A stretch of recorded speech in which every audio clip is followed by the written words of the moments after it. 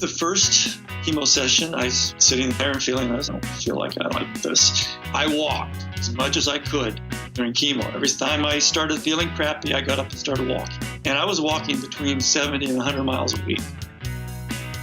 This is Running for Real, the podcast for runners who know that for every runner's high, there are just as many lows.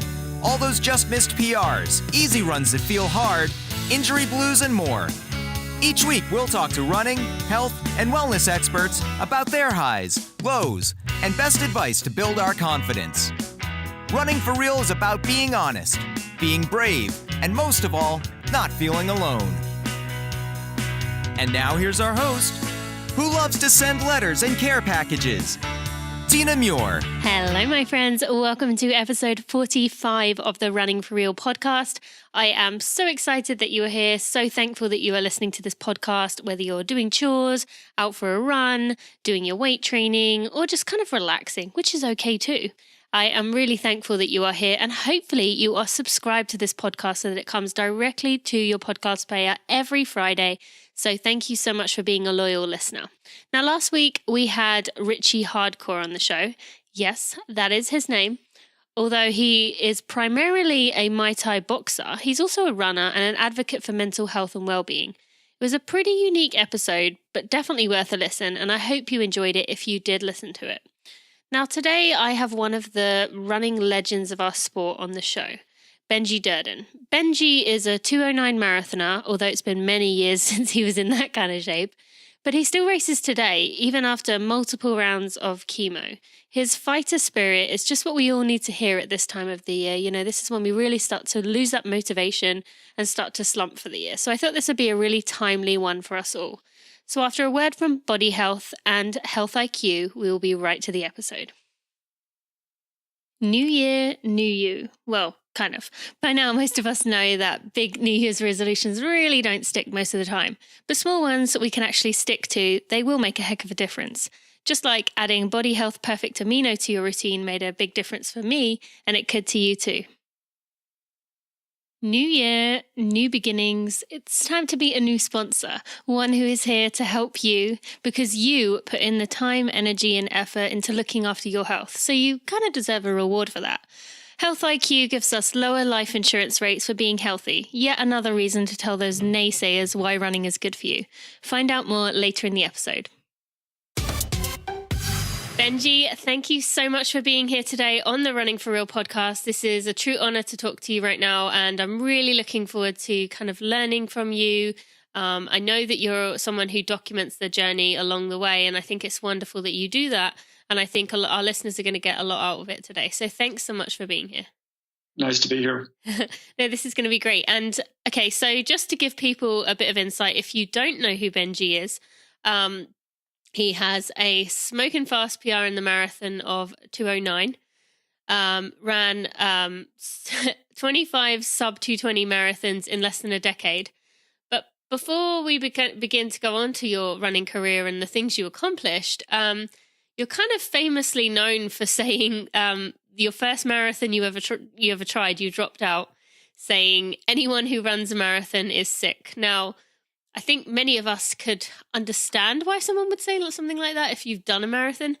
But how did you go from kind of saying that to changing your mind and kind of getting into marathons?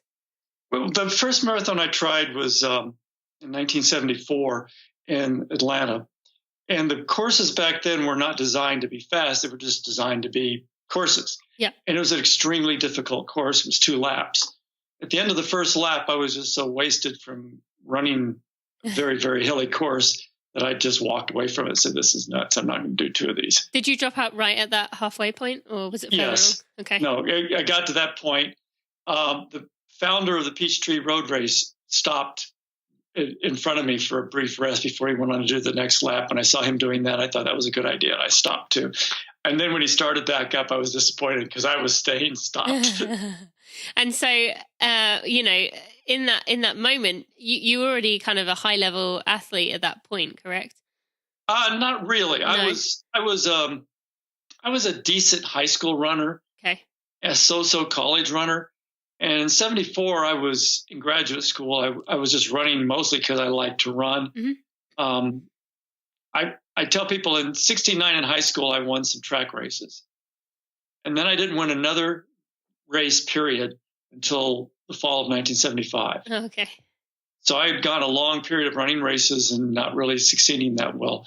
I think in 74, I probably was about a 33, 34 minute 10K runner. So I was, a local level guy, but I wasn't quality of any chance. So here's a question. Do you think had you been, more of at the elite level that you went on to be and you'd done that first marathon, do you think you would have considered continuing? Do you think it was at that point you weren't that invested in running and so it didn't matter that much to you? Or was it generally a case of that doesn't really make a difference? It just, to me, I went out too hard. I just wasn't enjoying it. What was the reasoning there? Well, I wasn't really properly trained for it. Uh-huh. I did it mostly just to see what doing it would be like.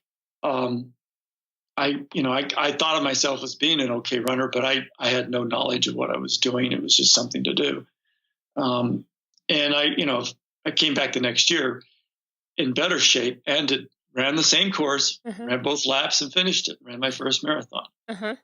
And so what made you go from finishing that first one saying, why would anyone do this, or not finishing it, stopping, why would anyone do this, to actually, what, I do actually, was it just unfinished business? What was the reason?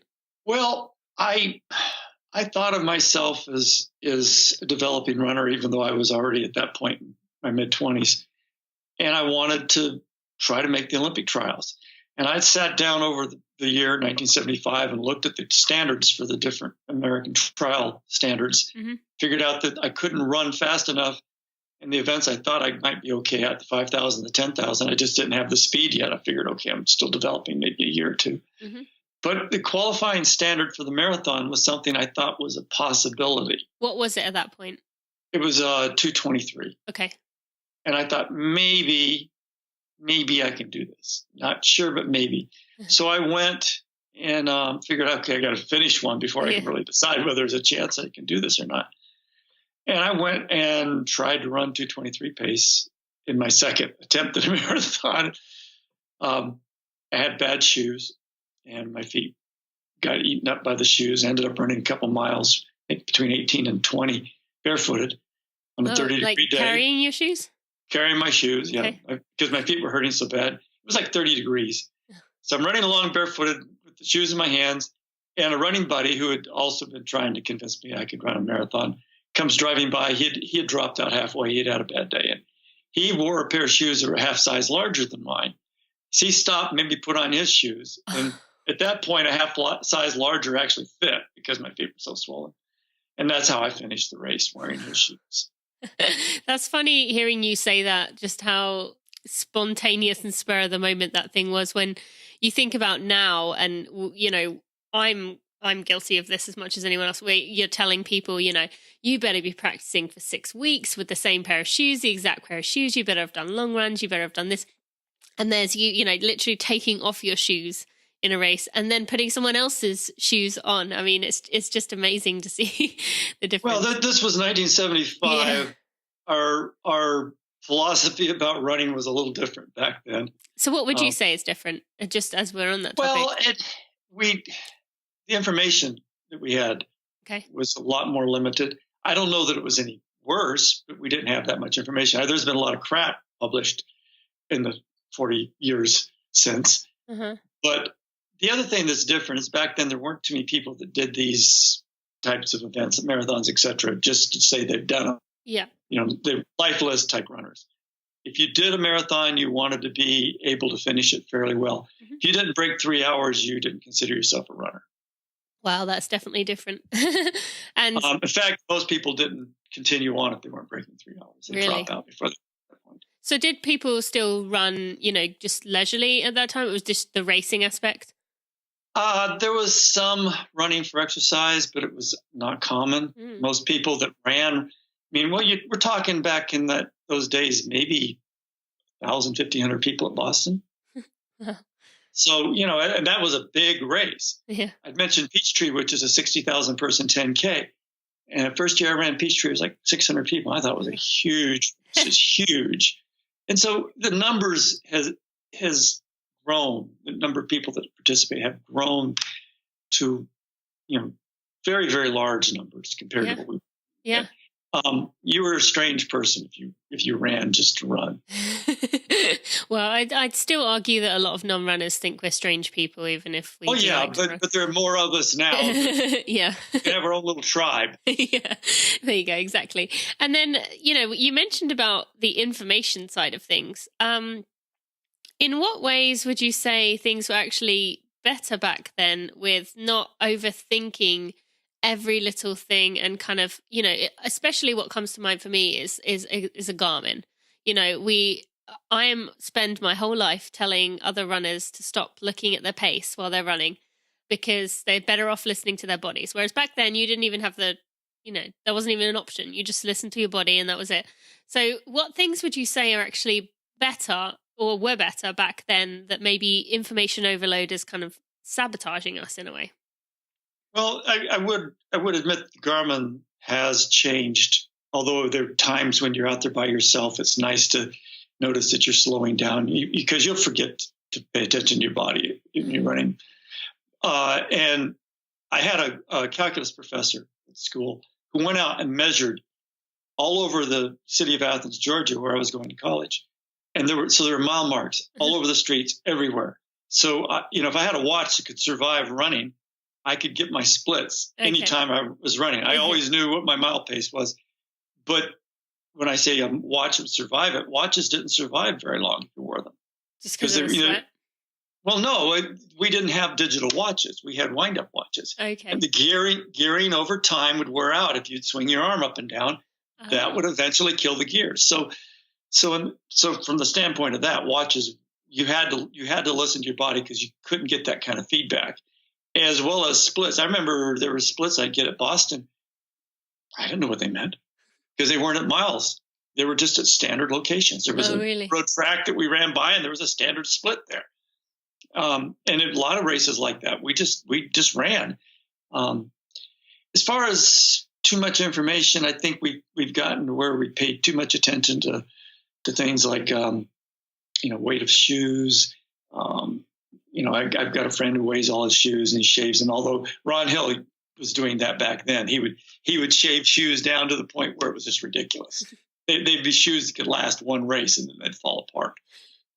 And you had to listen to how you responded to training, because we keep trying to come up with the perfect training plan. I trained in a way that helped me. It took me a long time to figure out what that was, but it helped me. It wasn't the same plan that, say, helped Bill Rogers. It wasn't the same plan that others would do that was beneficial. And so now, we every month we have to publish a new training plan, because otherwise nobody's going to buy the magazine, Runner's World and magazines like that. And there is no perfect plan for everybody, because bodies are different. It's like there is no perfect nutritional plan for everybody. Our genetics are different. There's different needs. And you have to learn how to adjust things to fit your need and pay attention. If something seems to work, you need to keep doing that. Something seems to be bad, you need to not do that. Absolutely. And I think that's so good to hear you say that. You're now a coach yourself. You have a lot of experience, especially in the marathon, which we're going to talk about, but also just hearing you as someone that people look up to saying that, I think that's going to mean a lot, because it is true that people are looking for the secret sauce when there really isn't one, especially if you want to get the most out of yourself. There's some things that, you've got to look for your strengths and weaknesses and make the most out of those strengths, and obviously work on the weaknesses. So thank you for mentioning that. And let's kind of talk about your career. I mean, that first marathon you did complete, you ran in 2:36, which, is a fast time, but not for where you ended up, not really a fast time. And you progressed down to 2:09, which you ran in Boston, not an easy course to run, that one. But you just seemed to steadily progress with that marathon. It wasn't, you took off 30 minutes in one go. So what would you like to say to people who are listening, who are maybe thinking, maybe they're not quite at that level of 2:36 wanting to get down to 2:10, but they're at a level where they're at, 4.5 hours, would love to get down to 3.5. What would you like to say about progressing and not expecting too much of yourself too soon? Well, part of it is you have to enjoy the process. I mean, it's not simply about how fast you can run. Yeah. It's about the whole process. If you're not having a good time with your training and you're not having a good time with racing, something's wrong. You're not doing it right. Mm-hmm. I wanted to be a 2:10 marathoner, but that wasn't the reason I ran. I ran because I enjoyed the running and I was a competitor. I probably would have been a 2:10 marathoner a little sooner had I not tried to win races. Some of the races I tried to win, I wasn't fit enough to run as fast as I was needing to run to stay with the leaders, and I'd blow up and run 2:13. And I didn't qualify for the trials in 76 because I kept trying to run under 2:23 and I wasn't that fit yet.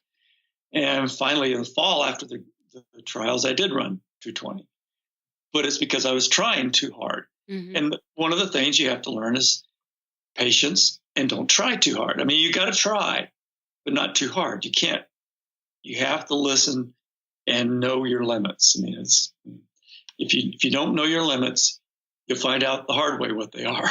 Mm-hmm. Oh yeah, for sure. And when you said about, you were trying to win these races and you weren't quite ready, would you say that was more important then, to be trying to win things rather than now it is quite often about running a time? Yeah, and I'm in that situation now myself in a way because I'm no longer able really to lead races, although I managed to win one Friday. Oh, great. Congrats. but in general, I pick out individuals and I race those individuals. And when I've passed them, then I pick out another individual. Yes. To me, it's always been about running against other bodies. Yes. The clock always wins. I ran my 2:09. I felt like I would have run faster if I'd not had the problems I had at the end of the race. Every time I've run a fast time, with very few exceptions, I've walked away saying, well, if I'd done this or I'd done that, I could have run faster. But if I beat so-and-so, I beat them. It's digital. Yeah. You did or you didn't. Mm-hmm. Whereas with time, it's analog. You can always go a little faster. Yeah. And if you focus too much on that, you never win. And so you're never satisfied. Yeah, being satisfied is part of the goal. And so how can listeners to this podcast kind of take those words and use them themselves? Is this something that can be applied? If you're out running and you're, let's say, at mile 21 and you see someone up ahead and, can you say, let's just get to that person in the pink shirt in front of me. I'm going to get ahead of them. Does that work? Or is this just kind of like at the level? It works for me. I don't know that it works for everybody, but it works for me. I mean, I especially in marathons, I try to break them up into different parts. The first 10 miles or so, I consider a fast social run. Yeah. And the next 10 miles is sort of a transitional period. And by the end of that, I'm trying to pick out people I'm going to catch. Okay. And try to pick out people that are not just dying, but people that still look like they're running okay, and I try to catch them. And it even works in shorter races. I mean, if you're out there by yourself, obviously you got to have another objective. Mm-hmm. But if you can see people and use them as benchmarks to keep yourself motivated, and that's what it really is. It's a way to motivate yourself because, when you're running along a red line, it's easy to kind of back off a little bit. Yeah, absolutely. Great advice there. And then for you, as you were progressing, going from that 2:36 down, just steadily taking time off, in a lot of the races you did, how did you not let expectations kind of take over? It's very common for runners to reach, a goal, an area they'd like to get to, and then feel a pressure to keep getting better. How did you not let those expectations beat you up mentally? Well, part of it is the difference in the time period. We weren't running against the clock that often. A lot of the courses we ran on were, like New York is now easier than it was back then. They've taken out a lot of the hills in Central Park, and because people didn't like the hills in Central Park. Mm-hmm. We didn't look at time as much as we looked at who we were running against. And so my expectations was, okay, I got beat by so-and-so. What do I do to beat them next time or to run with them? And even today, now I'm 4 hours is sort of my benchmark. If I can run under 4 hours, I consider it a good day. Mm-hmm. And so I look at that, but I also look at the day, I look at the course, and I don't let, these, and they're arbitrary things. I mean, time is an arbitrary thing. It's something that helps you motivate yourself to train. and, it gives you sort of a benchmark for your training. Okay, I should go out and do my long runs at this pace or whatever. But the reality is that you need to find that place where you're redlined and close enough, but you can keep going. And where you're getting that kind of sensory feedback that says, okay, I'm running as hard as I can safely. And you seek that, you want that, as opposed to being afraid of it. And you also are willing to risk failure every now and then. Yep. Every now and then, when I was first developing, I would go out too fast with the leaders. And I would hang on to them as long as I could, and then I'd have to walk a little bit. I remember a 5-mile race where I ran with the guys that I wasn't supposed to run with and left the guys I was supposed to run with. And I ended up beating the guys I was supposed to run with, but I had to walk a little bit in between mile 4 and mile 5 because I'd blown up. Yeah. But, I kept kind of poking at the edge to see where the edge was. Okay. That's and, good. And if you blow up, you blow up. It's just running. It's not like you're going to fall over the edge of a cliff and die. Well, I suppose some people can, yes, but it's not often. Yes, yeah. No, good advice there. And I think it's important that we do kind of, flirt with that, red line zone and kind of learn. And again, going back to the thing about the Garmin's and the time, I think a lot of what we've talked about is that it shouldn't be about, being at a certain pace at a certain time. You never know how you're going to feel, and maybe you could run faster than what your split is saying or what your pace is saying, but you freak yourself out by seeing it. Whereas if you just ran and kind of listened to what your body was saying, then you might be able to run even faster than you thought you could. I have a good example there. Yeah, sure, go for it. A friend of mine ran. He wanted to break 4:30 for the mile. And he would run and get his splits, and he would run right to what he needed to run to break 4:30 in the mile. And he always ran about 4:31, 4:32. So he had a track meet where they didn't have splits. And he ran 4:27 because he wasn't limiting himself. Yeah.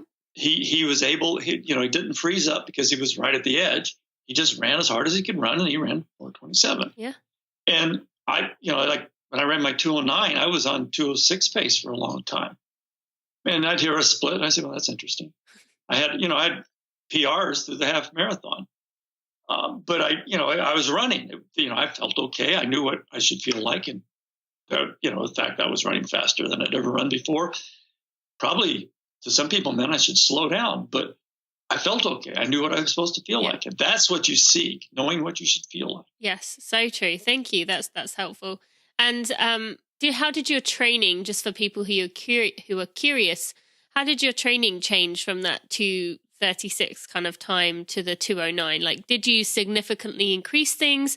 I mean, I've read that you learned a lot about easy runs, how important those off days are.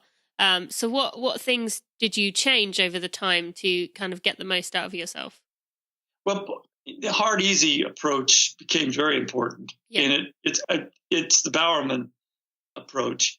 If you want to, somebody wants to look up and study how it's done, the Bowerman method is, but I didn't learn it from Bowerman. I learned it by accident. I had a hiking accident, and in the recovery from the hiking accident, I discovered I'd have pain if I ran every day. So for a bit, I would run up to a point I started hurting, and then I would take the next day off. And gradually, I would do every other day of running. Gradually, I got to where I could do 2 hours before I started feeling discomfort. Mm-hmm. And when I say discomfort, pain that told me, okay, you might be hurting yourself, not discomfort in the kind of normal discomfort you get at a training run. And I went through about 2 months of just running 2 hours one day and off the next day. Then I started adding back in time where I was doing 20 to 30 minutes on the in-between days. And using this routine, I went from 219 to 215. And I thought, that's interesting. I should remember that, because up to that point I was already a 219 marathoner, but I wasn't. And that's kind of where it seemed like my limit was. Yeah. And then by doing that, kind of. And it's since I've learned what I know today about running, I've learned that you have to let the body have time to recover from stressful efforts. And I wasn't. At the time, it seemed like everybody was going out and running. Let's say you want to do 100 miles a week. You went out and ran 14 miles every day. Uh-huh. That'll give you 100 miles a week, but it's not the best way to train. Yeah, so true. And so I was doing what everybody else was doing, running as hard as I could every day, as far as I could go. And I'd go out and do 6-minute pace runs, and I'd get to a race and I'd do 6-minute pace. So I wasn't getting faster. I was just getting capable of doing what I did every day. It wasn't until I started letting the body have some time to adapt to the stress that I started improving. Yeah, well, cool. Thank you for sharing. Okay, so I wanted to ask you about, you finished second in the 1980 Olympic trials, but that was, as most know, the year that the Moscow Olympics were boycotted. So how did that feel for you, knowing that, you'd said you wanted to race in the Olympic trials, that was always the goal, and then now you had essentially made the team, but you weren't going? Like, how did you take that at the time, knowing that, this was your opportunity, that you'd finish second, but you didn't get to, get the reward of actually going? Well, we knew before the trials we weren't going. Okay. It was announced in April. Okay. That we were going to boycott. The trials were in May. Okay. So the trials were more of the U.S. Championship. It's more for bragging rights. And there were a couple people. Bill Rogers wasn't there, and Gary Bjorkman wasn't there, and actually Don Cardone. So there were 3 people that on paper should have beaten me that weren't there. Mm-hmm. On paper, there were a whole bunch of people that the prognosticator said should beat me. Mm-hmm. And, based on history, yeah, they should have. But I finally, up to that point, I was a 2:13 marathoner, and I was finally fit enough to run the 2:10 pace I'd been trying to run. Uh-huh. So from that standpoint, I wasn't. People ask, well, wasn't that disappointing? Well, no, because I already knew. Yeah. It wasn't like I made the team and then just found out I wasn't going to go. Yeah. I had figured out in December, actually. We were at a party at Bob Anderson's house, who was at the time the publisher of Runner's World. Mm-hmm. A whole bunch of us were out for a week of running festival that Runner's World put on. And there were several Olympians and future Olympians at this party. And on television, they were talking about Russia invading Afghanistan. And I said, you guys watch. We're not going to go to the games. Oh, no, that'll never happen. You watch. So I was running to run as fast as I could run in the marathon that I was running because of bragging rights. Yeah. And that's what I did. And so I was expecting to run in LA, but that didn't happen because of injury. Uh-huh. And it must have been frustrating to know that you were never going to get the chance to run actually in the Olympics, but still, great that you managed to get that second place in the trials. And you did get one of the 461, I believe, congressional gold medals. And was that a good feeling, like receiving one of those, or was that kind of, again, more frustrating that you? It didn't really mean a whole lot. I mean, I've got actually 2. They gave us 2 medals. Okay. It was kind of interesting to go to DC and there's a picture of us shaking the president's hands, and it was an interesting experience, but it wasn't the same. Yeah. It'll never. In some ways, though, the 80 team was a better known team than the 76 team or the 84 team because of this historical moment. And I might not have made the team had it been the actual trials. Those people that I said that didn't show up. Cardone didn't show up because of Mount St. Helens erupting. So that probably still would have kept him away. But Gary Bjorkman and Bill Rogers, on paper, could have been there and could have beaten me. Yeah. So I could have been 5th or 6th. Yeah, very true. Okay, one more thing I wanted to ask you about before we get on to, more recent events. You're kind of known for training in double sweats. That's one of the things you're known for. So maybe tell us about your reasoning for that and what exactly you did for those who don't know. Well, I had run Boston, and it was a warm day, and I ran crappy. And so since I ran crappy, I was kind of nervous about running the heat.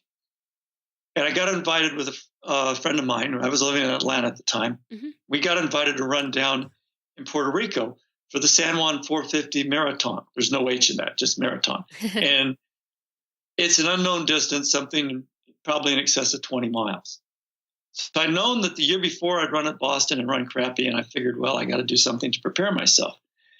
Well, there was an American runner named Ron Dawes, who was an Olympian in '68, who, I'm not sure why, but there had been a story about him running in Playboy magazine called "There's a Man Inside That Sweatsuit." And so somebody had told me about it, and I'd read the story. So I remembered this. I thought, okay, that's what I've got to do. I've got to train for the heat by doing this. And I did. And it was like 3 months of starting off with his T-shirts and then gradually putting on sweats. And we talk about sweats then, we're talking about cotton sweats, heavy Russell cotton sweats. We're not talking about the lightweight Lycra or whatever. We're talking about bulky stuff. And I went down to Puerto Rico and I won. And in the preparation for the race, I was getting faster and faster in my non-long races. So I come home and it's over and I take off the sweats and I start slowing down. My non-marathon races, because back then, part of my training, and still to a degree, was running 10Ks and 15Ks and 20Ks just as training races. And I could tell by the times and the effort that I wasn't as fit. So I went back to wearing sweats. Eventually, I learned from Dave Martin, exercise physiologist that I ran with occasionally, that I was simulating altitude training by wearing the sweats. And I kept adding to the level. Eventually, I was running in 3 pairs of sweats with 3 rain suits sandwiched. Over. And there was a day I was out running. I was doing about a 45-minute run, about 6 miles. And that was the other beauty of this. You get a lot of cardiovascular work, kind of run kind of slow, because you had all this weight on and hot. They had these things called PO2 tanks and simulated altitude even more. I was wearing those on my back. It's reduced the amount of air you got in. It increased the temperature of the air because it had soda lime to move the carbon dioxide out of the rebreather. So anyway, I look weird. Nike had made me this silver rain suit that I had on the outside. So I'm running along in a silver rain suit with this face mask on, with this thing on my back that looked kind of like an oxygen tank, kind of looking like the Pillsbury Doughboy in this silver suit. And this woman drives off the road right in front of me, and I'm about a mile from home. I'm thinking I should help her, but I'm dead. I'm tired. So I run on home, and I pull off my stuff. I'm sitting there dripping in my shorts, and the phone rings. And it's the Atlanta Journal-Constitution, and they wanted to know if I was out on the road doing something kind of strange a few minutes ago running. And I said, maybe. He said, yeah, well, we got a phone call from a woman out there that said she saw a space alien running down the road. Wow. And that's how well known I was for bizarre training methods. That's hilarious, but amazing. And it obviously worked for you. So it worked for me. Yeah, I ran okay when it was hot. That's awesome. Thank you for sharing that. Good story. And it comes back all the way back to Buddy Edlin, who was the first really great American marathoner who actually did his world record training in England. He trained in sweats. He told Ron Dawes, I got it from Ron Dawes, but I didn't know all that at the time. This is how it's been passed along. Yeah. I have done like running in, not quite that extreme, but running in like tights and long sleeves in build-ups to big races to kind of prepare for the heat and the altitude. So it's nice to hear an extreme version to see, obviously worked for you and it can help everyone really if you do have a warm weather race coming up. Obviously you have to be smart with your recovery after that, but good. And you need to start long enough, you don't want to start like the week before. Yeah. No, it needs to be quite a long build up before. Okay, so let's talk about more recent events. Now, 2016 to early 2017 was a bit of a rough time for you. Finding out you had colon cancer and going through 12 rounds of chemo. So maybe, I want to talk about, you still raced and ran during that time. And you have been since clear since January 2017. But maybe tell us about, your experience with that and whether you actually even thought something like that would happen to you, especially as runners so often think, well, I'm training, I'm healthy, this is not going to happen to me. Well, my first experience with cancer actually was back in 2003. I had prostate cancer. Okay. Did not know that. And it was sort of a wake-up call. Most of my 40s, I didn't run much. I ran, maybe 15, 20 miles a week. I was focused more on work side of my life, I'm a race timer. My wife and I time road races and cross country meets, and I didn't run much. And that was it was cancer, but it was surgery and it was done. And there's recovery from the surgery, but it was just first, okay, you're mortal, you could die. That was the first time I'd experienced that. Yep. And I sort of reevaluated life. I was about 175 pounds, which for somebody that raced at 145 pounds, I was not as light as I should be. And I made some lifestyle adjustments and got my weight down and started running again, and ran a marathon for the first time in 14 years. And so, it was a wake up call, got me back focused on what I was supposed to be doing. Well, in 2014, I began to run crappy again. Not, I thought it was just age, but I was getting slower and slower. In mid 2015, I discovered I was anemic. I was feeling bad enough that I went to the emergency room one day and they couldn't find anything wrong other than I was anemic. And we did tests, and all we know is you're anemic. We don't see any reason, but you're anemic. So I started taking iron, and I got a little better, but not a lot better, not enough. The iron just wasn't doing it. Mm-hmm. Well, 2016, middle of the summer, my wife, who normally finishes a half hour to an hour, depending on the day, behind me in a marathon, beat me. And it wasn't like I wanted her to beat me. It wasn't like I wasn't trying. I was not doing well. Mm-hmm. I just struggled. We got home, and I was having trouble eating that week. And so we something's going wrong. I guess I'm more anemic than I was. And I woke up one day and I had a really sore abdomen. So we went to see if I was having appendicitis. Turned out I had a colon tumor. And inside of that was like the end of June. By July 6th or 7th, I'd had a consult. By July 19th, they'd cut it out. August 15th, I was on chemo. Mm-hmm. And you hear these stories about how bad chemo is going to be, and it's not good. I wouldn't recommend anybody do it. But the first chemo session, I was sitting there and feeling, this is kind of crap. I don't feel like I like this. But I had to go to the bathroom. So I got up and walked over to the bathroom. They put you in these rooms with these, all this stuff dripping into you, and you got a stand you can walk around with if you want to. And as I started walking, I started feeling better. And so, I pay attention to these kinds of things. Mm-hmm. I walked as much as I could during chemo. Every time I started feeling crappy, I got up and started walking. And I was walking between 70 and 100 miles a week. Wow. And so it never was that bad. Mm-hmm. I mean, if I started feeling a little bit nauseous, I got up and went for a walk, and I didn't feel nauseous anymore.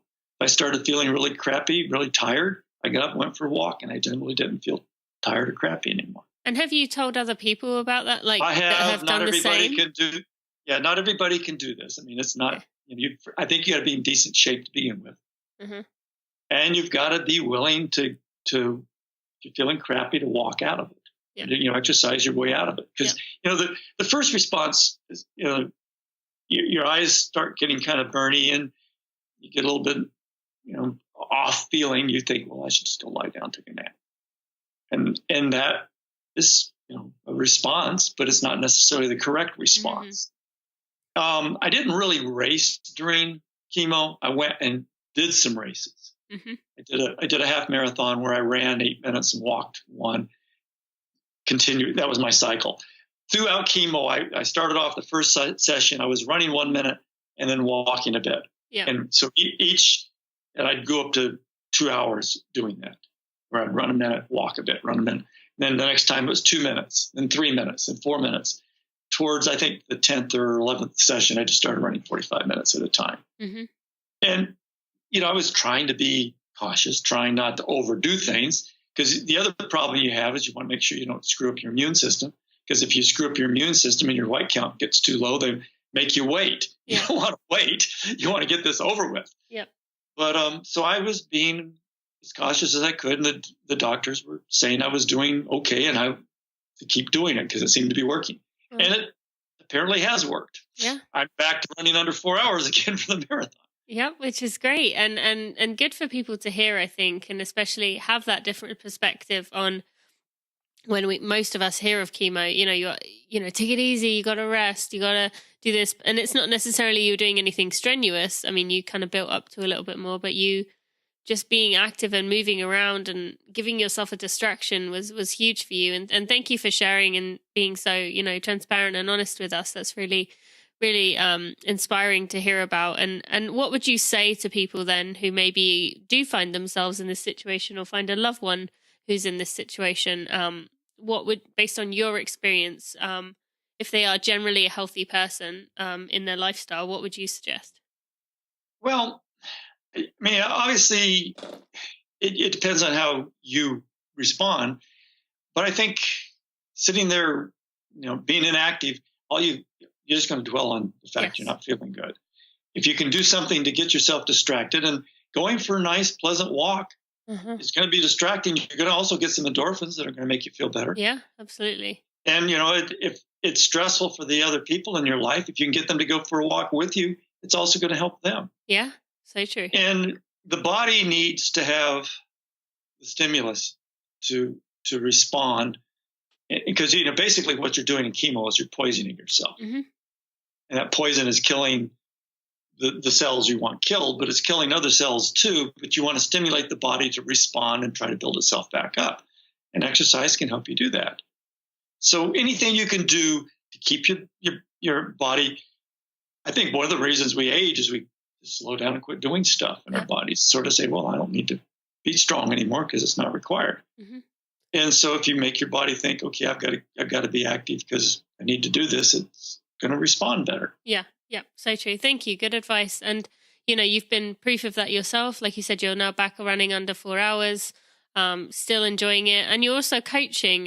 You did coach Kim Jones to a 2:26 marathon. And, what is it about coaching that you now enjoy now that you kind of are running with, everyone else out there in the races yourself? Well, I've backed off quite a bit on coaching. I don't coach as much as I used to. Right now, I'm only really coaching one runner. Okay. Primarily because our race timing business got a lot more That's great. busy. Although we backed off a lot during chemo required that I didn't put myself out there as much solo. In 2015, we did a lot more cross-country meets where I'd go one meet, Amy would go the other. And we just decided that I couldn't risk being there and suddenly feeling ill and not being able to do it by myself. Yeah. But is the coaching part, I felt like I knew some stuff that I needed to share. Yeah, for sure. And I wrote some articles for Runner's World, and I tried to share that way too. But I just felt like there was a lot of people that could benefit from training ways I was trained, and not being as aggressive. I do fairly hard training when I train hard, and pretty easy training when I train easy. I felt like that wasn't so. Bowerman did talk about it, but a lot of people just never learn that lesson. They, it's push, push, push, push, push, and that there are some people that works for, but they're the exception in my mind. Yeah. And I just felt like, plus I could no longer be as competitive as I wanted to be. So it was sort of a vicarious thrill to see you could live else. in the community still, for sure. Yeah. No, I get that. Absolutely. Thank you. Okay, we're just going to take a few moments to thank our sponsors, and we'll be back with the Running for Real 4. Earlier on in the show, I mentioned that Body Health Perfect Amino made a big difference to me, and it really did, especially at this time of year when marathon training starts and things begin to get really tough. This is always a time we feel a bit overwhelmed as the accumulation of miles starts to catch up, especially when combined with those hard, heavy training runs. I found that taking Body Health Perfect Amino made my body recover from training that much quicker, meaning I could really attack those long runs and hard sessions. But it's not just for marathoners, it can be runners of any distance. If you get sore or fatigued during training, Body Health Perfect Amino will help you recover too, and here's why. Your body absorbs 99% of the amino acids in Body Health Perfect Amino, compared with only 48% in eggs and 32% in meat or fish. I would take them immediately after a run, and as they absorb within 25 minutes, that would give me a nice amount of time to stretch, another component of staying healthy. Then you can enjoy your post-race meal. Get 10% off at bodyhealth.com using coupon code TINA10. Did you know that research has shown runners have a 30% lower risk of mortality, a 45% lower risk of death from heart disease, and a 20% reduced risk of 7 types of cancers? So next time those naysayers tell you running is bad for your knees, throw that at them. Most insurance companies throw us in with everyone else, assuming we're sitting on the couch all day eating McDonald's. But there is one that recognizes all that time and hard work we put into looking after our health. Health IQ secures us runners lower rates on life insurance as a reward for our health effort to live a health-conscious lifestyle. So like you save money on insurance for being a good driver, Health IQ makes sure we save money on our life insurance too. And you can also upload your race results and Strava data to get you additional savings. I know you guys are going to like that part. You can find out more and get a free quote at healthiq.com/running for real. All right, Benji, just 4 more questions with you, starting with a unique nutrition tip, something you used to use or still do use yourself for fueling. Well, yeah, I thought about, you asked this in an email, and I thought about this a bit. And I don't really have things that I would really recommend, but I've been known for eating a lot of M&Ms in the few days before. Is there a specific kind of M&M, or are we just talking the regular plain chocolate ones? No, the peanut M&M. Oh, the peanut ones? Good choice. Yeah, peanut M&M. Although lately I've found that if I'm feeling like I need to have something before a race, black olives seem to be. Interesting. That is definitely unique. Black olives. Okay. Thank you. What about a running for real moment, a moment that only runners will understand? Well, I ran my first good marathon going from 236 down to 220. I ate a lot of pomegranates the day before. And I don't know if you know about a pomegranate, but they have this little tiny seed. Yeah. So I ate a whole pomegranate, a lot of pomegranate seeds. Why a pomegranate? Because that's what I had in the car, and I wasn't thinking about it. Okay. Fiber didn't hit my mind. This is early. This is like my 4th marathon, maybe okay. 3rd. So it's raining, fortunately, in this race, because I'm having lumpy farts throughout the race, and I ended up with my shorts full of. It was it looks kind of like grape seed, but it was pomegranate seed that passed through me. And yet I didn't stop, didn't go into the woods, just kept on running. And I ran 2:20:23 that day. Wow, that is definitely a for real moment. And thank you for sharing. And probably the most random thing I've ever heard anyone eat the day before a race, a pomegranate. Okay. Thank you for sharing. And what about a high moment for you? Well, the Olympic team was probably close to the highest. Because I was a 2:13:47 marathoner at the start of the day, and I was a 2:10:41 at the end of the day. Yeah, sure. At 18 miles, I took the lead, and I held the lead for 4 miles, and I almost won the thing. And I ran as close to the edge as I've run. I mean, I was having hallucinatory type experiences in the last mile or so, and so that was probably as high as you could get. Yeah. Even my 2:09 was good, but I knew I'd blistered badly and I'd had some issues. It was not the perfect race, whereas I did everything I could do. Yeah, that's all you can ever really ask for. And then finally, what did you tell yourself, or what do you tell yourself when you're standing on the start line of a race? I try to tell myself to relax. That's good advice. Before the trials, for instance, everybody's out there warming up, jogging back and forth, doing their nervous strides, whatever. I was sitting over on the steps. We were starting at this library, and I was sitting over on the steps reading a paperback science fiction book. And I like 5 minutes before the race, took off my rain suit, walked over and stood on the line, got back 3 or 4 steps. I wasn't at the front, and just tried not to get too carried away. Yeah. Now, shorter races, you gotta kind of get going. But a marathon, I try not to get carried away. That's good advice. I try not to get out there too fast, because it's a hard thing to recover from. Mm-hmm. Nope, that is very good advice. Thank you for that. And then finally, I do ask my guests to send me a photo of them in a power pose, something you would do before the start of a race, or what you would do to build your confidence. I'm not sure if you have one or if you would be willing to do one, but will you send us a power pose? Okay, I don't know exactly what that would be, but I have to think about that. Okay, I can give you some more information about that. Yeah, maybe send me some samples. Yes, and I can see what I would think. Okay. Okay, Benji. Well, thank you so much for your time today. This has been so insightful. If anyone wants to find out more about you, where's the best place they can find you? Well, my Facebook page is fairly open. They can start there. Okay. And is that just your name at Benji Durden? Yeah. Okay. And because the neat thing is that a lot of my old running buddies, we've all posted pictures, and you can kind of track down stories. And there's a few videos up of races back in the old days. Although we didn't have as many videos as they do today. We have Yep. Yeah, that's great. And okay, well, I put lots of links in the show notes. Thank you so much for your time. This has been great.